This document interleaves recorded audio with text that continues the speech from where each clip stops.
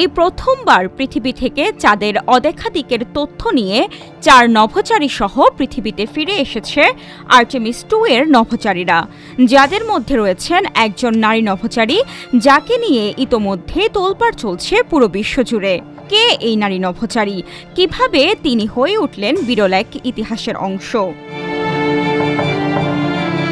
পুরো নাম Christina Hammock cook. 1979 সালের 29 জানুয়ারি মিশিগানের গ্র্যান্ড র্যাপিডসে জন্মগ্রহণ করেন। বেড়ে ওঠা উত্তর ক্যারোলিনার জ্যাকসনভিলে। অল্প বয়স থেকেই মহাকাশচারী হওয়ার স্বপ্ন দেখতেন তিনি।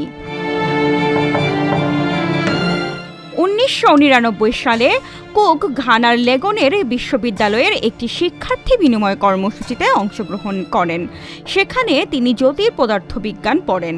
1997 সালে ডারহামের North Carolina School of Science and Mathematics থেকে স্নাতক ডিগ্রি সম্পন্ন করেন এবং এরপর র্যালির নর্থ ক্যারোলাইনা স্টেট ইউনিভার্সিটিতে ভর্তি হন।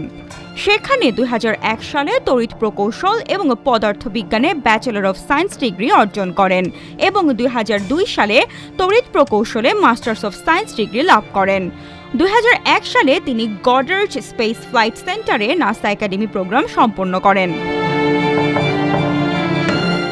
ক্রিস্টিনার শখের শেষ নেই।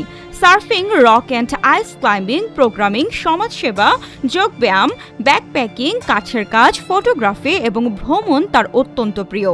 ফিলাডেলফিয়ার ক্রীড়া দলগুলোরও বিশাল ভক্ত তিনি। আন্তর্জাতিক মহাকাশ স্টেশনে থাকার সময় ক্রীড়া দল ফিলিস এবং ইগলের দেখা খেলার ছবিও পোস্ট করেছিলেন তিনি। 2019 সালের অক্টোবরে তিনি এবং জেসিকা মেয়ার মিলে মহাকাশ গবেষণার ইতিহাসে প্রথমবার সম্পূর্ণ নারী দলের হয়ে স্পেসওয়াক সম্পন্ন করেন। সর্বশেষ আর্টেমিস 2 মিশনের অরিয়ন মহাকাশযানে চড়ে পৃথিবী থেকে প্রায় 2,52,756 মাইল দূরত্বে পৌঁছেছেন অদম্য এ নারী। মানুষের পৃথিবী থেকে সবচেয়ে দূরে যাওয়ার রেকর্ড এটি।